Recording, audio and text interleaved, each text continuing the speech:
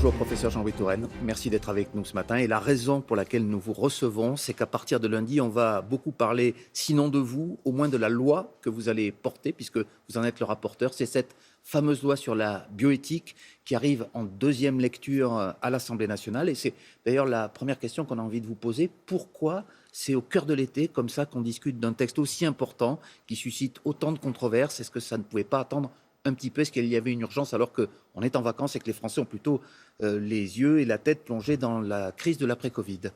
L'Assemblée nationale est en vacances pendant 3 semaines au mois d'août. Que ne dirait-on pas si les députés disaient il nous faut en plus ne pas travailler sur les lois en juillet, en septembre, en octobre? Donc ça, ce n'est pas n'importe quelle loi, c'est la loi. C'est une loi importante. Mais cette loi, elle est l'objet d'un travail depuis plus de 2 ans. Il y a eu les états généraux de la bioéthique, il y a eu des missions d'information, il y a eu des commissions, il y a eu le passage en première lecture de façon prolongée. Tous les députés ont largement entendu parler de tous les aspects de la loi et ont pu s'exprimer à de multiples reprises, je le dis, pendant 2 ans. Donc aujourd'hui, il est temps d'avancer. Pourquoi ? Parce que la révision de la loi elle était inscrite pour 2018. 7 ans après la révision précédente. Nous avons déjà 2 ans de retard. On peut pas. Donc il faut que ce soit fait cet été. Il faut que ce soit fait maintenant, le plus vite parce possible. qu'ensuite, le Sénat devra lui aussi se prononcer. Et c'est seulement après tout cela que la loi sera promulguée. Alors parlons du fond. La PMA pour toutes les femmes, femmes célibataires ou couples de femmes, a besoin d'être réaffirmée après le passage de ce texte devant le Sénat. Elle n'est plus aujourd'hui inscrite dans la future loi. Alors, la PMA pour toutes est inscrite dans le texte de loi. Nos amis sénateurs, par contre, avaient enlevé la prise en charge par la solidarité nationale. Le remboursement par la sécurité sociale. Pour toutes les personnes qui n'ont pas une stérilité médicalement prouvée ou une maladie infectieuse grave transmissible.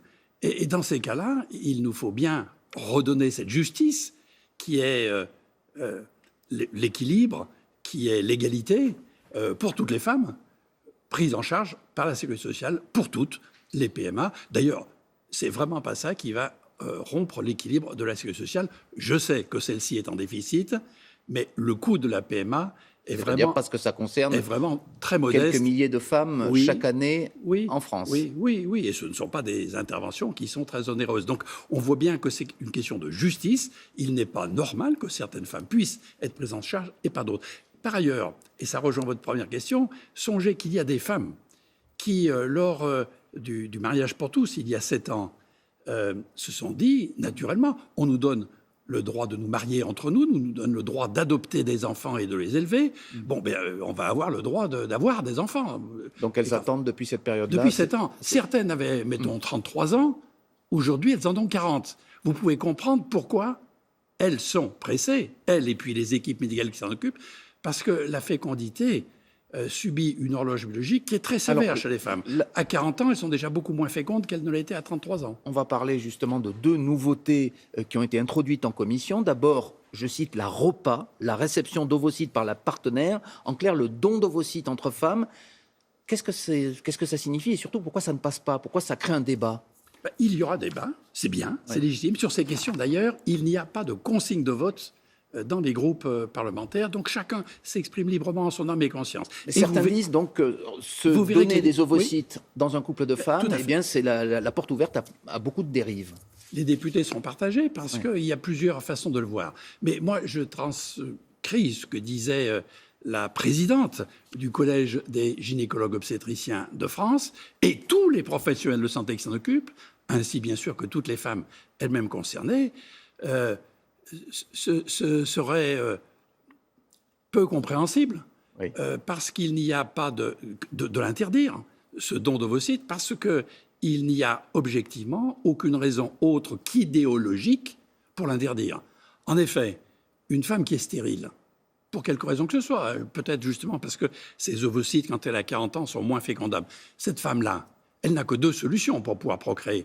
Soit avoir les ovocytes d'une femme qu'elle ne connaît pas, un don extérieur, qui est malheureusement très rare et qui va donc l'obliger à attendre plusieurs années, soit ceux de sa compagne, de sa femme. Mais ce sera permis, y compris d'une femme de l'extérieur, comme bien vous venez de dire. Bien sûr. Mais à ça, il faut être inscrit sur une liste d'attente, parce qu'il y en a peu. Par contre, elle a une femme qui vit avec elle, qui veut être mère et qui donne son ovocyte, ça paraît tout à fait légitime. Et ceux qui osent évoquer le mot de gestation pour autrui en parlant de ça, c'est une imposture. Parce que c'est surtout pas pour autrui, puisque c'est pour le couple lui-même. Quand on donne des gamètes pour son propre enfant, dans son couple, on ne le fait pas pour autrui, on le fait pour sa famille. La gestation pour autrui, et sur une autre réforme que vous voulez mettre en place, certains évoquent une sélection, voire un eugénisme, c'est-à-dire par rapport à la DPIA, le diagnostic préimplantatoire aux anomalies chromosomiques. Là aussi, c'est une nouveauté que vous avez introduite en commission, c'est la possibilité de détecter des maladies, des malformations de l'embryon, alors qu'il est encore dans une éprouvette, alors qu'il n'est pas encore réimplanté dans l'utérus de sa future maman. Et là, on dit effectivement, on sélectionne l'espèce humaine. C'est ce que vous disent vos détracteurs. Les députés seront partagés, et c'est bien ainsi. Et je ne sais pas quel sera le résultat du vote qui interviendra. De fait... il n'y a pas une sélection lorsqu'on trie les embryons entre ceux qui sont viables et ceux qui ne sont pas viables, ceux qui ont par exemple un handicap. Enfin, est-ce qu'il n'y a pas effectivement il y a toujours une sélection. Un risque? Non, c'est une imposture déjà de parler d'eugénisme dans ce cas-là, parce que l'eugénisme, c'est ce qui modifie l'espèce humaine. Ici, on ne fait que écarter les embryons qui soit ne sont pas viables, donc n'aboutiront pas à la naissance d'un enfant, soit aboutiront à la naissance d'un enfant qui va très rapidement mourir et donc qui n'est pas capable de se reproduire. Donc l'espèce humaine n'en est pas du tout modifiée. Donc ceux qui utilisent le terme d'eugénisme, c'est totalement impropre et c'est tout à fait... c'est plus qu'un abus de langage, c'est une imposture. C'est pour faire peur que le mot est utilisé, mais ça n'a rien à voir avec l'eugénisme. Par contre, vous avez raison que les gens là-dessus peuvent être partagés, parce que, regardez même le ministre de la Santé, lui-même, il sera partagé. Quand il était député, il a voté pour, il a expliqué les raisons pourquoi ça devait se faire, mais aujourd'hui, il dit, personnellement, je suis toujours pour, mais... en tant que membre du gouvernement, je dois vous dire de voter contre. Donc vous voyez bien qu'il y a un partage, même parfois au sein de chacun, pour cette question qui est éminemment sensible. Et personnelle. Et personnelle. Et que répondez-vous à ceux, même s'ils ne sont pas directement concernés, qui disent que cela change la nature de la société, d'avoir des enfants qui n'auront pas de père ou qui n'auront pas de mère, et donc qui seront élevés différemment? Est-ce que vous entendez cet argument? Tout à fait. Moi, je me le suis posé moi-même et j'y réfléchis depuis longtemps. Et c'est la raison pour laquelle j'ai lu toute la littérature, beaucoup anglo-saxonne, un petit peu en français, de l'étude de ces enfants jusqu'à l'âge adulte. Ils ont été étudiés de la naissance jusqu'à 25 ans. Il nous reste peu de temps. Jamais ces enfants ne se plaignent de cette situation-là. Ce qui compte pour un enfant, c'est d'être choyé, d'être aimé, d'être l'objet d'attention. Et il ne s'occupe pas du tout de savoir si c'est avec un père et une mère, un père ou une mère, etc. Cet enfant-là, d'ailleurs, à la différence de nous, il ne croit pas qu'il y a un schéma univoque. Lui a comme schéma normal ce qu'il a en venant au monde. Quand il vient au monde à côté d'une femme ou à côté d'un homme, il trouve que c'est ça la famille normale. Puis après, il va à l'école maternelle et il voit que ses petits camarades, tiens, il y en a qui ont deux mères, mais d'autres qui ont une mère et un père. Ah bon, tiens, il y a de la diversité. Il y a de la diversité chez les humains, et il trouve que c'est bien ainsi.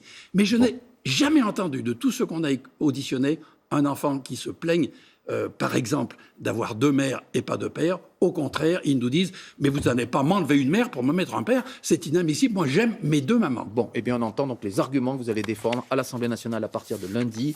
Merci Jean-Louis Touraine, député de La République En Marche, et donc ce débat